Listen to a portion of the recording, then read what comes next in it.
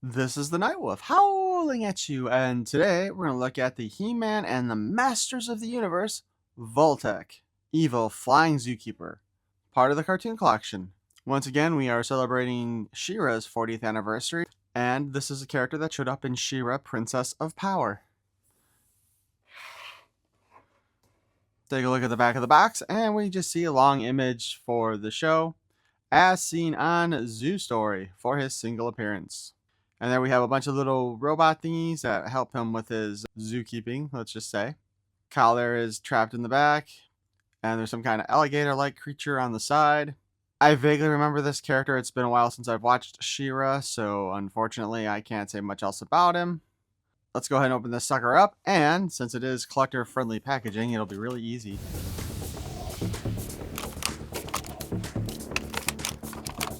I like how the little robot thingy looks like he's holding onto his legs like a little child that's scared.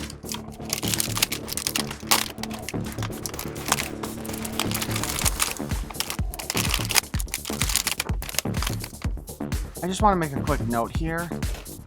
This plastic here feels a lot thinner than the previous plastics from this line for the inner tray. And we got our first really good image of the secondary cartoon collection packaging.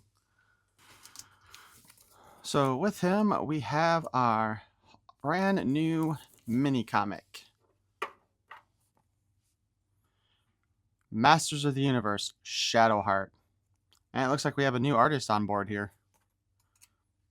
Years ago, in the lands of Etheria lived a boy who yearned to fly. His name was Vultak, and he was the son of humble farmers. Of all things, he was a dreamer, but though he had great ambitions, he lacked work ethic. Vultak, stop being lazy. We've much to do. He always had a love for animals, too poor to have pets of his own. A part of him wished he could have every creature in the world. As the years passed, Vultak grew into an adult, yet the dreams of his youth never left him, they only grew. Then came Hordak's first invasion. Not rich enough to buy a flying steed, nor born of high station to become a knight of the unicorn, Vultak took what option he felt was his right, to steal a ship from the enemies of Etheria. The Knights of what? That's new. Vultak took the skies, then the stars, discovering he was a talented pilot. The Horde learned of Vultak's thievery, shooting him down. Crash landing back on Etheria, Vultak barely survived the impact, his body covered in flames. Tragically, his torment had only begun. Ah, so you like flying. Worry not, ambitious thief. We shall give you wings of your own. Now, Vultak, the one who dreamt of flight, gaze upon your true self. For agonizing days, Modulak took Vultak from the edge of death to a new paradigm of existence, living horror. No! Vultak's new leaf on life came with a price.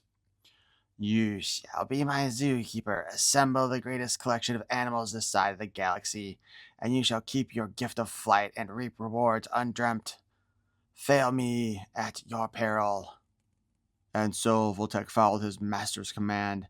As a black blur in the sky, he struck down the unsuspecting prey, collecting the many life forms of Etheria until he found himself contending against She-Ra and her allies who defeated him. As seen in the She-Ra Filmation episode, Zoo Story. Is that supposed to be a new species of human or humanoid there in the middle of that cage? Ah, it's time to rebuild my menagerie. My tastes have matured for too long. I've occupied myself with mere animals. Humans are now most appealing. High in the skies, the winged demon hunts his game. For Vultak, the greatest prize is stealing that which is most paramount in life, freedom. Now I shall snare the greatest trophy, one that my own master could never hold for long, She-Ra and her pathetic rebellion. After a long day of festivities, Bo yearns to ride his horse through the glades, but as soon as he leaves, the Crystal Castle's battlements, he senses a sinister foreboding. By the fates, you've raised an enclosure around the Crystal Castle. Welcome, Bo. You and She-Ra's allies are now in my zoo's latest reserve. There is no escape. Our spirit shall never be caged. Skyward! Unwilling to be confined, She-Ra takes flight on her winged Pegasus. Well, technically that would be a winged unicorn. Since winged Pegasus is kind of a little, redundant. Stealing the freedom of others gives me nothing but glee. If I'm not free, why should anyone else be? Have you not learned nothing, Vultak? All living beings deserve to be free. High above, against crimson skies, a dark angel battles She-Ra and Bo in an aerial dogfight. What a pathetic monster you are. Your dark heart must be destroyed. In the gauntlet for air supremacy, Bo raises his weapon, taking aim with keen precision. As always, Bo's aim is true, the arrow striking Vultak's heart, sending him hurtling to the earth. The winged Pegasus safely touched down. Vultak is nowhere to be found. I didn't mean to hurt him. I hope he's okay. Worry not. Vultak is gone and our providence is free once more. Bo, your dark heart must be destroyed. Aims and shoots him in the heart. Also, Bo, I didn't mean to hurt him. I hope he's okay. Dude. Worry not. Vultak is gone and our province is free once more. Upon Vultak's fall, the cage surrounding the Crystal Castle dissipates, and the sun shines forth once again. Where did Vultak go? In exile, where he belongs. Anyone who steals innocent people or animals against their will are not only cowards but monsters, undeserving of freedom themselves. Though he deserves no pity, I still hold some. Where is it? Where is it? Hiding in the misted peaks of Skydancer Mountain, Vultak rests, trying to heal. By all accounts, he should be dead, for the arrow pierced where his heart ought to have been. Though now the winged demon learns the dark truth. When Horde transformed him, he took his heart. Long ago, where it should have been, lurks only shadow. Against the thrush of cold wind, a meek voice whispers, begging for forgiveness, not only from his victims, but himself as well. And just the boring back of the package. All right, so what's in place of his heart? Because the heart actually has a purpose other than the whole, center of all feelings and shit like that. All right, here we got our Vultak figure. He's got 2 holes in the back of his body, making this a brand new body. Or at least we could say that the back half of his body is a new piece.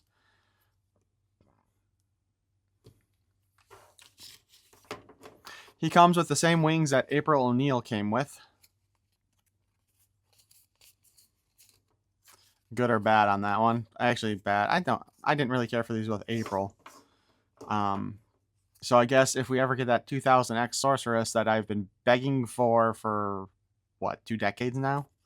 They'll probably use this too. But we'll try to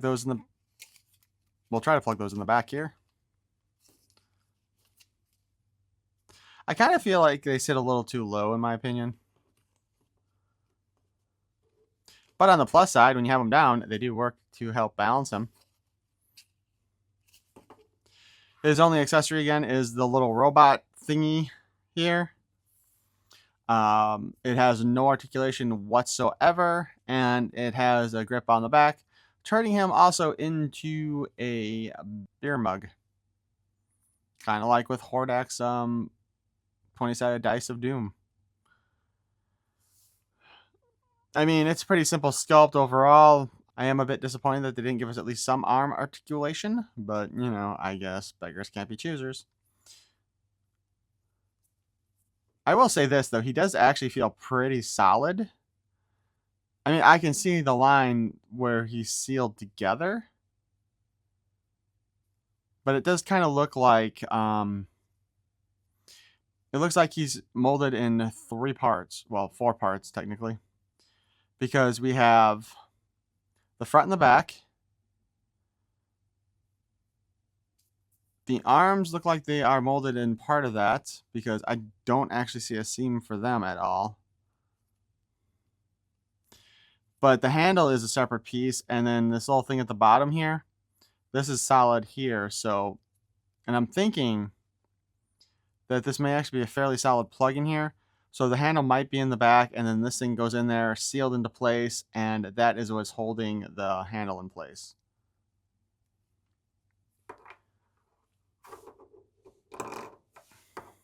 But the important thing is, can he spin?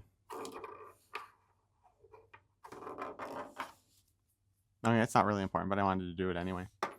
For Vultak himself, he's got a new unique head sculpt. Probably just taking the Classics version and shrinking it down a bit. Also looks like Nosferatu. Beady red eyes, long ears. They gave him this little collar thing here. Going to assume that it's a separate piece. It is, in fact, a separate piece.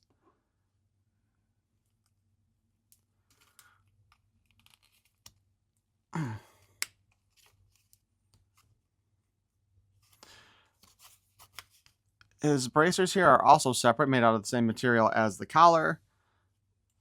But I think that's basically what they've been doing with a lot of the cartoon collection, is just putting the bracers on separately.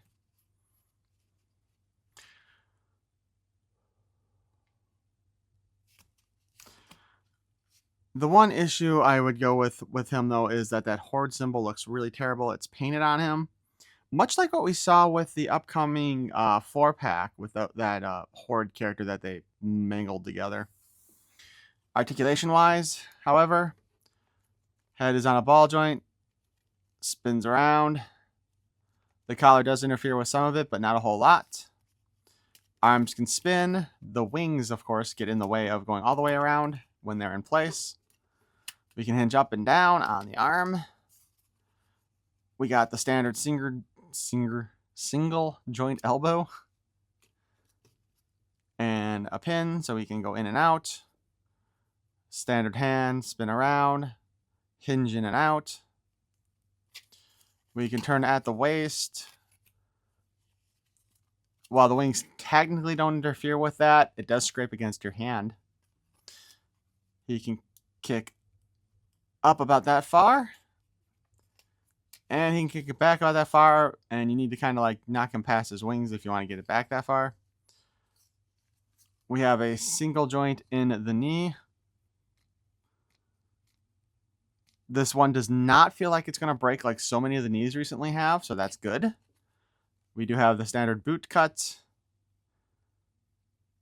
and it does look like he is using Skeletor feet.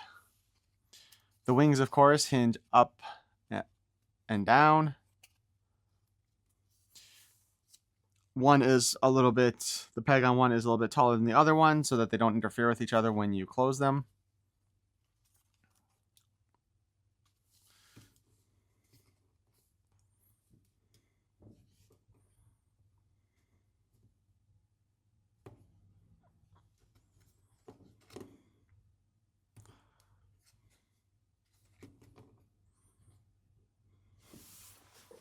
He does seem like he's tilting a little bit on his left side, though. I mean, both legs appear to be straight and in the same position. Let me see. Are the feet in the same position?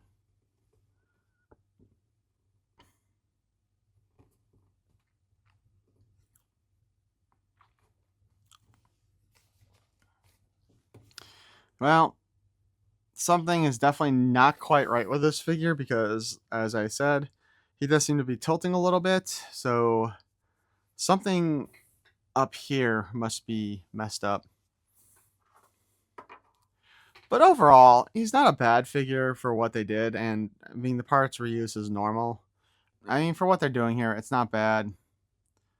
And I don't mind that the wings can actually function as a stand also, you know, to help hold them in place.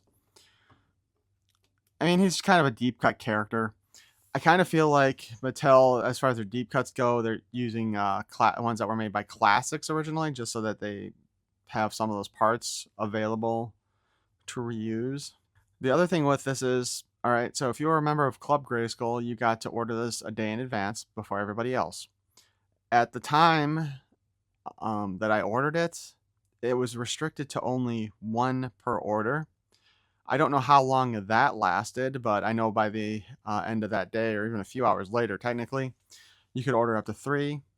Normally, I will admit that I order 2 of each figure, partially because I feel like it helps decrease the shipping cost technically per figure, even though, let's be honest, if I don't have a use for the second figure, there's really no point in having it, so I'm not saving any money anyway. And this is a good figure not to get multiples of, because I don't know what you would do with multiples of him. Other than, creating an army of these little robots. Kind of want to see Mattel put out a special multi-pack of the different little companion creatures. Give us a couple of these robots, a couple more of, Horde's hover drones, which should have been Skeletor's hover drones. But I hope you enjoyed watching this video, and if you did, please feel free to fly into that like button. And if you enjoyed my nonsense, please subscribe. You'll see more of it. Thanks for watching. Peace and love.